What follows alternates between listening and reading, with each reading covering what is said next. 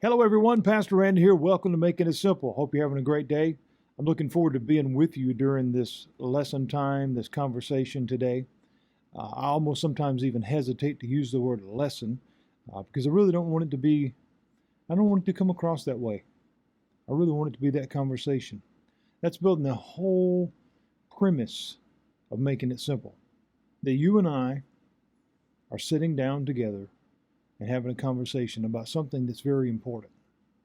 One of the things that I have continually tried to do in this messaging, in this conversation, is to make it personal.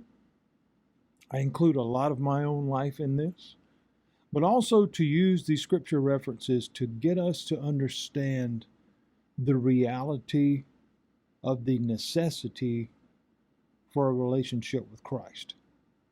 Now, in this world of multiple choices, multiple flavors, multiple colors, multiple attitudes, multiple opinions, and we could go on and on and on. We seem to be torn, many, I should say, seem to be torn in 100 different directions. Which way do I go? If I go this way, somebody's going to get mad. If I go this way, somebody's going to be offended. Let's start focusing on one thing. One thing.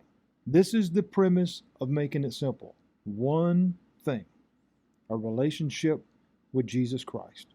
Now, you may be looking at this today for the very first time. You may be saying, who the heck is this guy? What does he know? I've referenced this before in multiple lessons prior. I am no great theologian. I don't profess to be. I am no great Bible scholar. I don't profess to be. Many do. Many profess those things. And I am not here to speak against or for any of them. I'm not going to name names or as such. Here's where I differ. Number one, I'm not going to be arrogant. I'm not going to talk down to anybody. And I'm not going to put a stranglehold on any one thing over the other. Here's what I'm going to do. I'm going to share what God has done in my life and where it has taken me to my understanding about the necessity for a relationship with Christ. Now, again, someone may be viewing this today for the first time and say, well, I don't want anything to do with religion. Let me assure you, this program has zero to do with religion. In fact, that is one of the words that I have really come to really dislike.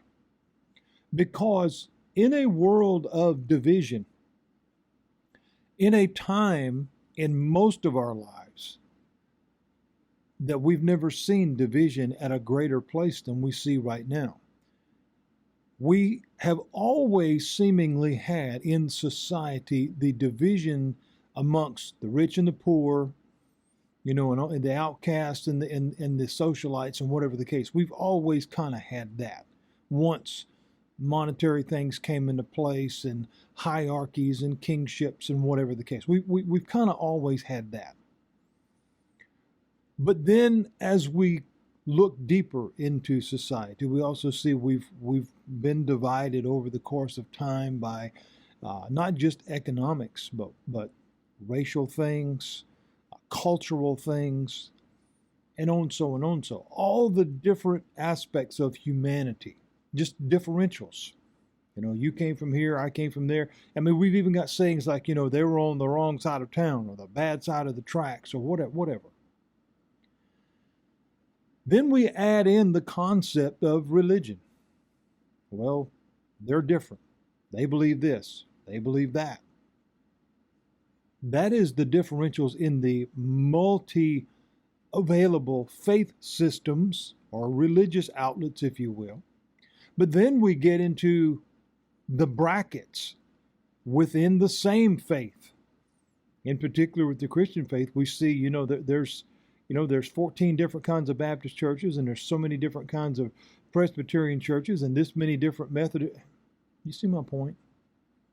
Why do we need to add to the divisionary things that are already there? We don't. This is why this conversation that I want to have with you is so important. It is not to ridicule or put down anyone and whatever anybody follows. I believe with all my heart there is one answer. And I make no bones about that, and I have no shame about that. There is one answer. His name is Jesus. When we get to know him, and I mean know him in a personal way, it'll change your life. No question about it. No question. It'll open your eyes to things you've never seen. It'll expose you to a truth that you've never heard. And it will allow you to filter out what you do or don't need in your life. That's why we have this conversation here at Making It Simple. One of the things I want us to start with today, we're going to start John chapter 7 today. We've been going through some phenomenal teaching out of chapter 6, talking about the living bread. But one of the things that I think we sometimes miss, and this absolutely gets missed within the confines of religion, is the personal nature of Christ. See, oftentimes Jesus gets diluted or changed in the concept of losing humanity and just becomes either a biblical character or a mere religious figure, an unapproachable deity that, is only responsive to us based on the way that we act, or our perfection, or all the different components. And friends, we miss so much by not understanding the humanity of Christ. Later in the book of Hebrews, it speaks of him being one that totally understands every aspect of life that we go through. Sadness, grief, all the different things. Joy, pain, sorrow. But we miss that when we just regulate him to be a biblical character or a religious figure. Because that's not what he wants you to see. Not at all. I want to share with you a couple of passages. I'm just going to read these to you today. And then I want us to talk about it a little bit of why understanding who Jesus is in a personal way is so important to our ability to relate with him, to our ability to allow him to be a part of our life, and for our ability to understand more of how much he loves us. We have to understand, Jesus always has been. John chapter 1, verse 1. Very clear. Very clear. That is the other in the beginning in the Bible. Always has been. If you go back to Genesis, if you study and understand the way that it is written, it very clearly says, let us make man, that's the human race, not just the male sex, in our own image, plural. Jesus always has been, always will be. He stepped out of the realm of eternity to save us, to show us, I get it, to show us, I am willing to walk with you in it, through it, and all the way to the other side, and never leave you. It is not good for man to be alone. Again, as you've heard me teach, that goes so much deeper than a mere spouse, because that doesn't always remain constant. Whether a spouse passes away, whether there's a divorce, whatever. And again, none of those things are looking at it from a negative or a skewed point of view. It's not about being down on relationships. I don't do that. Not at all. But that's not a constant. But Jesus is. And he says, I don't want you to go through this life by yourself. I want to walk with you. I want you to understand I get it. And I care. And I feel what you feel. It says here in chapter 7, I'm going to read you the first 5 verses. And then I want to talk about it. It says, after these things, Jesus walked in Galilee. After these things, that is always a reference to a different time frame. He's coming out of the conversations that he's just been having. the revealings that he's been having about the living bread, about the taking of that bread, and all the long conversation we've had over the last 2 weeks. That's done. One of the consistent areas that we see in the ministry of Christ is when he is finished with a point, he is finished with a moment or miracle, he moves on. And it's not because he doesn't care anymore. That's been completed. In other words, you've been given the tools that you need. Now it's on you. He's not going to be there in the physical sense of holding your hand, saying, step by step, no, I've already given you that. I've instructed you with that. Now it's up to you, the willingness on your part to either receive that and do something with it or not. I'm not going to stand there and make you. That's a good thing to understand. He says, I'll never leave you nor forsake you. I'll always be here for you. But I'm not going to make you do it. That's up to you. Friends, that's a great principle to understand when we look at why the world is the way the world is and the way it's falling apart. It's not because God has forsaken us. It is not because God has left us alone. Not at all. He's saying, you know better. And I'm not going to make you do it either way.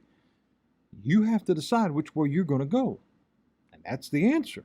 So he goes on and it says, For he would not walk in Jewry because the Jews sought to kill him. Now, we've talked about that. They did not like the teachings of Christ. They did not like what he was doing. Why?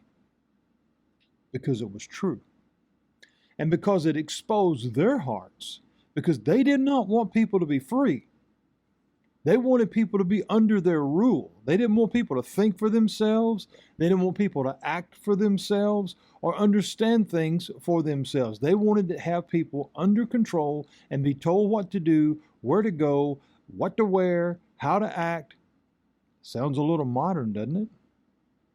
The same problem's been around for a long time. Jesus came so that we could be set free. Mentally, physically, emotionally, spiritually, so that we can understand the truth. And he came and walked in that with us, even to the point of placing himself in harm's way. In other words, taking the bullet for us. He did that. That's how much he loves us. That's the humanity side of Christ. We can't forget that, friends. We can't overlook that. It says, now the Jews' Feast of Tabernacles was at hand. This was a big celebration. The Feast of Tabernacles had been celebrated for a long time, even through the Old Testament times. But now we see the additional words there of the Jews' Feast of Tabernacles. It had become more of a grand celebration with a lot of things added to it that didn't always necessarily represent what it began as. We can equate that to modern day celebrations today, Christmas, Easter, and on so and on so. To where now grandeur and different things have been added to those, which had a very simplistic meaning in the beginning. And we call it commercialization and marketing and, all the different stuff. I mean, it's July now. We'll soon start seeing Christmas stuff at Walmart. I mean, it's all there. But this was what was coming up. And so there was a large gathering and there was a concentrated effort. They didn't want him there. They didn't want him around. Why? Because he represented the truth. He represented something that was so much bigger than anything there that they could offer. Goes back to what we just came out of about the living bread. You take of this, you live forever. You listen to everything else, it won't last. It may get you through a certain period of time. It may even get you through life as it is here, but it won't last you eternally. They didn't want that message out. Why? Because the enemy, our common enemy, the devil himself, does not want you to understand eternity as it pertains to the things and the teachings of Christ, because that gives us hope. We oftentimes use the word hope in our common Western language. I hope this, I hope that, hope you have a great day. It's intertwined into our general speech patterns. I'm just as guilty as everybody. It's not about correcting us on how we talk. But we never use the word right, ever. It is never used in the context that it is what is meant. And the word itself means confident expectation.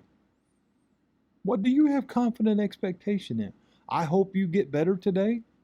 That's a wish. That's a maybe. That's not what it means. Our confident expectation can only be found in the person of Christ, because it is only him who walked, who breathed, who came and gave his life on our behalf. Only him.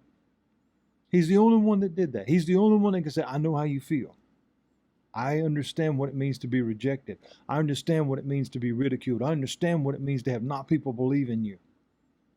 You see how that starts to line up with the way that we have to deal with life? And we have one who understands that, who's saying, hey, I want to help you.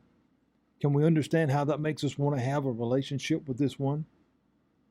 It said, his brethren therefore said unto him, depart, go into Judea, that your disciples also may see the works that you do. Now, we got to understand that word there, how that's written. His brethren, friends, that's family. He's not talking about the disciples, the ones that he chose to walk with him. This is a literal reference to family. Jesus had half brothers and sisters. Mary and Joseph had other children, whatever the case. And we oftentimes reference brethren, especially in the church circles. Hey, brother so-and-so, sister so-and-so. This is literal family. There are often times in life that family causes us a lot of angst, a lot of heartbreak,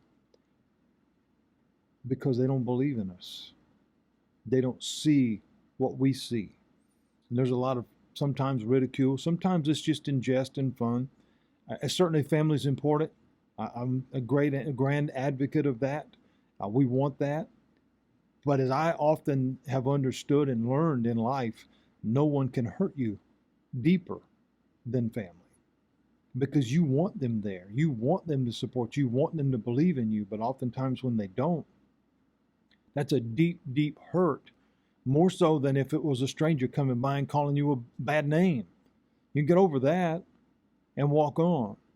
But when it's someone that means something to you, it hurts. So here we see Jesus was being ridiculed and kind of just rejected by the ones that were closest to him, his literal family, because this was all in sarcasm. This wasn't because they were looking out for his best interest or saying, hey, go over there. No. They were saying, basically in essence, why don't you go over there and, show them what you're all about? I'm sure they want to see it, which is kind of saying we don't, because we don't care.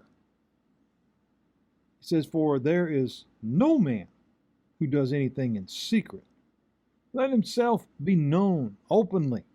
If you do these things, if is a key word there, if you do these things, show yourself to the world. In other words, if you really believe in what you're saying and what you're doing, why don't you tell everybody? Talking about he wasn't going into the feast, he wasn't going in this time. He wasn't hiding from anything. He had a mission. And he couldn't let anything get in the way of that mission or stop the progress, what needed to be done. But here's the key, verse 5. For neither did his brethren, family, believe in him. Friends, we look at the human side of Jesus here. We understand the rejection that he was getting, not only from leadership and authority, but the rejection that he was getting from those that he lived with, those that would be closest. And again, this was not a case of a general reference. This was family. And they said, we don't care about this. We don't have any belief, at least at this moment. Their eyes had not been opened. They were saying, your disciples, in other words, the ones that actually believe or follow you, because it sure is not us. We don't. That's just Jesus. He's just one of us. He's just, maybe he got a little more attention or whatever the case, but we don't follow you. We're not listening to you. Said, if you want everybody to know what you're doing, go do it in public. Go show everybody. This push, this temptation, later we would read about the temptation that Christ received from the devil himself after 40 days and 40 nights in the desert about do this, do that, turn rocks into bread and on. So this was kind of a push. This was go and do this, go and do that. But what that was an attempt on the enemy's part to subvert the will of God. On this family's part, it was to try to say, are you real? I mean, come on. Do you really believe the things you're saying? Or can you really do the things that you claim that you're doing? What we need to understand from this illustration, this is to benefit the believer today, right now. Because he faced ridicule from friends and family alike, from those that were in opposition, from those that did not want the truth. He faced ridicule and mocking and also, and he went through all of this. He went through all of this. He was resisted. He was lied on. He was cast away. He was assaulted. And ultimately, he was killed. All because people said, we reject what you say. We don't want that out. We don't want that to happen. We don't want people to be set free. We don't like that. Friends, Jesus shows us here in his humanity, in the human side of him. We got to remember, he stepped out of eternity to become one of us in every capacity. Live, breathe, eat, sleep, bleed, feel pain, cry, all of it there. But in it all, he shows us the strength that we can have by leaning on what God provides. What I want to leave you with today in this lesson, because this is a little bit more in line with these scriptures in the teaching today, is the humanity of Christ. What I need us to understand as we build and get further now, as he's moving toward the day that he takes on the cross for us, what I want us to understand in this conversation is the humanity of Christ. God loves you, and he loves you so much that Jesus came in the form of a human being to take on everything that we deal with: pain, emotion, grief, sorrow, joy, victory, ridicule, mocking, and death. He understands it all. He can relate with you wherever you are today, whatever you're struggling with. This is too hard. This mountain's too high. This person is too unkind to me. It does not matter what you're dealing with. There's nothing he can't help you with, and nothing he can't get you through. If you don't know him today, would you join me today in saying, yes, Lord, I want what you offer. I can't do this anymore. Because, again, we go back to creation. In the beginning, God never meant for you to do life alone. You may say, well, Pastor, I don't have a spouse. I don't have a husband. I don't have a wife. That's not what he's talking about. He's talking about, let me be a part of your life. Let me help you. Let me show you the way. It'll make your life better. All you got to do is say yes. The invitation's been given. All you got to do is say yes, because he loves you. And he loves you enough to have walked with you through everything you're going through. You may have thought you've been alone. God's never left your side. He's always with you. He's always in you. You just have to recognize that and say, yes, Lord, I want what you offer. And there's an abundant supply, friends, an abundant supply. We'll continue to walk through this journey in John chapter 7 tomorrow as we continue to look at his human side. Understanding the humanity of Christ is vital to understanding why we need this relationship in our life. God bless you. I hope you have a great rest of the day. As always, if I can be of assistance to you, please reach out to me. And I don't say that just as the host of this show. I mean it with all my heart. I absolutely look forward to the messengers, the emails, phone calls, however we respond to one another. I want to help you in this walk with Christ. And any way that I can do that is my honor and my privilege. God bless you all. Have an awesome day. And Lord willing, I'll see you tomorrow.